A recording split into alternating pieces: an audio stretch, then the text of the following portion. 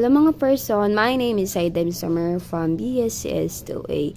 So the topic that I choose is about minimization of DFA. So here is an example of DFA and ato siyang i-minimize. So based sa DFA na siya ang initial state which ang Q0, then ang Q4, Q1, and Q2 which are the final state. So ang first step nato is mag-create ta sa state transition table for this DFA. So ato siyang ibutang ang kani siyang Q0, butang nato tanan ng Q0 pa dun sa Q05 din. Q0 as initial state, so magbutang tag arrow, while ang Q4, Q1, and Q2, Q1, 2, and 4 as a final state. So 0 and 1 input, and for example kaning Q0 ang yahang 0 input niya is pa dun sa Q3, so that's why nga Q3 ang atong ibutang sa 0 input, then ang 1 input niya is ibutang nato sa Q1, then ang next nato is ang Q1. Ang Q1 ang yang 0 input kay pa dun sa Q2, and then ang 1 input niya is Q5, then ang Q2 itself, Q2 kaya sa iya harang kaugalingon ang 0 input, that's why magbutang na po to siya Q2 din si, and then after yan ang 1 input is pa dun sa Q5, so after yan na Q3 pa dun siya sa Q0, din ang 1 input niya is Q4, then Q4 ang 0 input niya is Q2, then ang 1 input niya is Q5, then last one is ang Q5. Ang Q5 kay 0 and 1 kay sa iharang itself lang, that's why magbutang na tadi niya og Q5. So after na to pag-draw sa state transition table for this DFA is atong isolve ang zero equivalence. So mag-proceed ta sa equivalence. Zero equivalence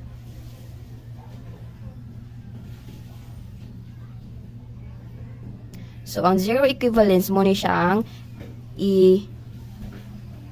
ihiwalay nimo ang non-final state and the final state. So mag-create tag to set. Ang usa ka set mo ni siya ang non-final state Q0, Q3, Q5. Q3 and Q5. Then for other one na set is ang final state which is ang Q1, Q2, and Q4. So ato ni siyang butngan og non-final state. And then this one are the final state. So after na to, pag determine sa zero equivalence, ang atong isunod is ang 1 equivalence. 1 equivalence. So ang 1 equivalence mag-base ta di ani nga set by set. So ang first set na to nga i-check is ang set 1. So set 1 mo ni siya ang Q0, okay? Q0 and Q3. I-check na to ang Q0 and Q3 sa transition table is pareha sila og input. If pareho sila ang ilahang input sa set. So after na to pag-determine sa zero equivalence, mag-proceed ta sa 1 equivalence. Ang 1 equivalence kay mag-base ta sa by set. So mag-start sa Q0 o Q3 states. Q0 and Q3. So ang 0 input sa Q0 and Q3 ato siyang i-check kung pareho ba sila set. Kung nakabutang ba siya sa pareho nga set. So Q0 and Q3, ang 0 input niya is Q3 and Q0. So kaning Q3 ba o Q0 is nakabutang daw ba siya sa 1 set. So let's check this Q3 and Q0. So, check siya kay nakabutang siya sa 1 set. And then, after diyan na, ang 1 input na pod, ang Q3, ang Q0 ba daw o Q3 is, ang ilahang 1 input is nakabutang sa set, usa ka set.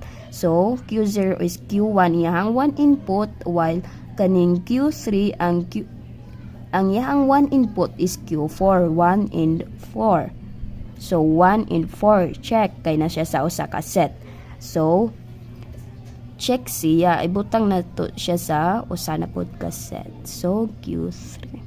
After diyan na pag-determine kay check naman siyang pareho, mag-proceed ta sa Q5. Ang Q0 ba daw o Q5 is pareho sila, ang lang input kay nakabutang ba daw sa usa ka set. So, Q0 in Q5. Q0 in Q5, 3. Ang 0 input nila both is Q3 and 5. 3 and 5.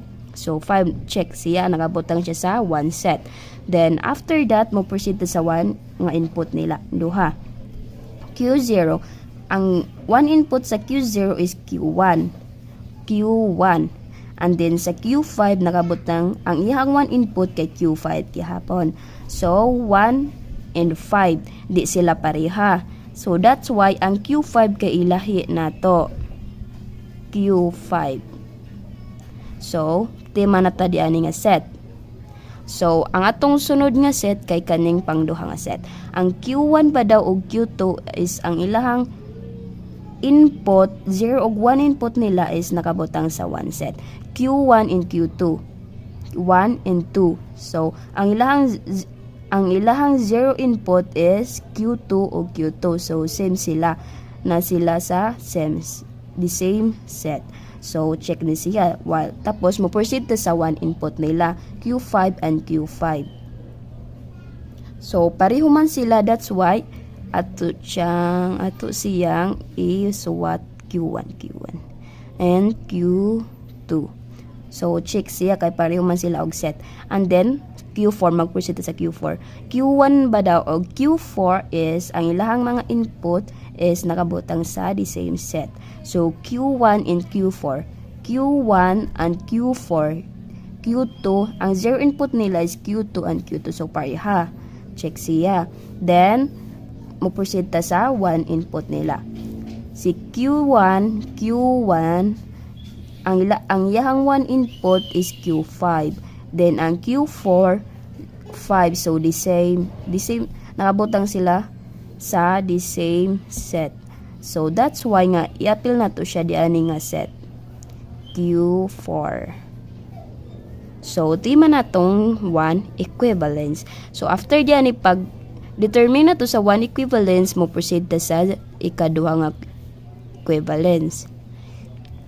I-check na to siya og otro if ang ilahang mga input is nakabutang sa the same set gihapon.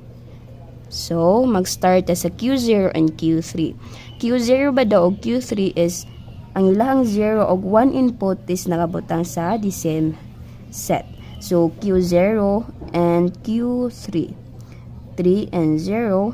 So, ang ihang 0 input kay nakabutang sa same set. So, mo-proceed sa 1 input nila. Q1 and Q4. 1 and 4. 1 and 4. So, check siya kay nakabutang sa 1 set. So, i-check na siya. So, no need nga pagiwala yun siya kay muna ni siya ang yahang last nga yahang last. Basta muna na siya. Tapos, i-copy na lang ang Q5. Kay, wala naman siya partner daw. Then, ang Q1. So, pang last nga set. Q1 o Q2. Q1 o Q2, pareho ba daw sila og 0 og 1? If ang ilahang mga input is pareho ba nga nakabutang sa 1 set. So, Q1 and Q2. 1 and 2. Ang yang 0 input kay 2 and 2. So, the same.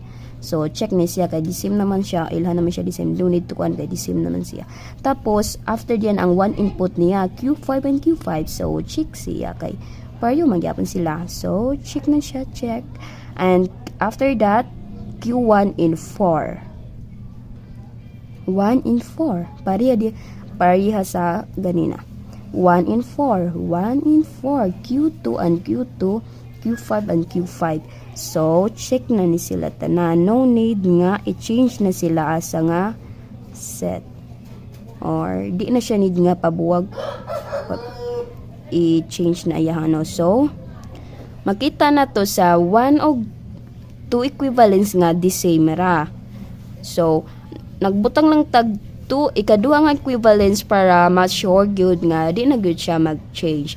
So after pag-determine na to sa 0, 1 and 2 equivalence is mag-proceed na ta sa mapping. Okay? So ingat to siya kasayon. After sa partition is ang mapping na. Okay? So ang mapping tulo ang atong state, tulo ka set. So Q0 in Q3 as one set, and then ilahi na to ang Q5 kay one set man pud ang Q5.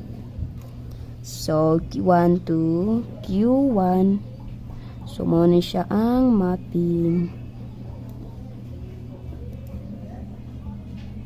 Q1, Q2 and Q4.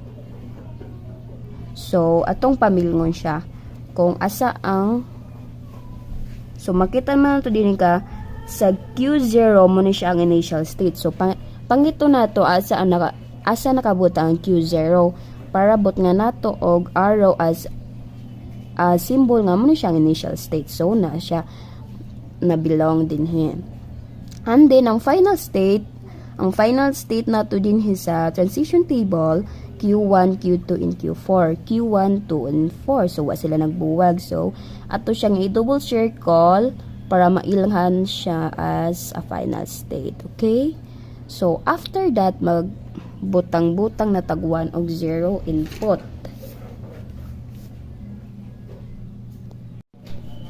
So, kani siya nga state, ang kaning Q1, Q2, and Q4, ato siyang pamilngon kung asa na nakabutang ang asa padong iyahang 0 input. So, makita man nato din nga ang Q1, 2, and 4 is pare-pareho sila nga nakabutang sa Q2. So, that's why nga itself lang siya ang 0 input niya. Kaya na naman ang Q2 sa sulod.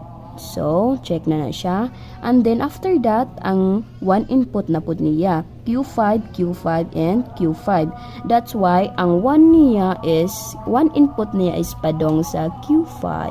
So, check na siya. So, ang pinakalas nato is ang Q5. Ang Q5 kay itself lang. Kita ka diyan na, Q5 and Q5. That's why, magbutang ra siya din hiong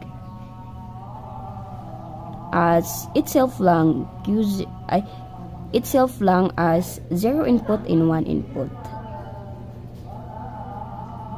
So, mo na siyang answer pag mapping Q0, Q3, ang yahang 0 input kay padong lang sa itself, din ang 1 input niya is padong din sa Q1, Q2, Q4. So, muna siya ang 1 input niya. Check na siya kay nag-base man ta din sa transition table. And then, after diyan ang kaning Q1, 2, 4, ang yang 0 input kay itself lang, kay base sa transition table. 2, 2, and 2. And then, ang 1 input niya is Q5, Q5, and Q5. That's why, padung ang sa Q5 yung 1 input. So, pinakalas na to ang Q5. Ang Q5, based sa transition table, Q5 and Q5. That's why nga, itself lang ang 0 o 1 input niya. So, that's it na. Muna na iyang map. So, kay maot kayong pag-drawing. So, muna to siya ang answer. And, I hope nakamao mo or nakagets ang explanation. That's all, and thank you.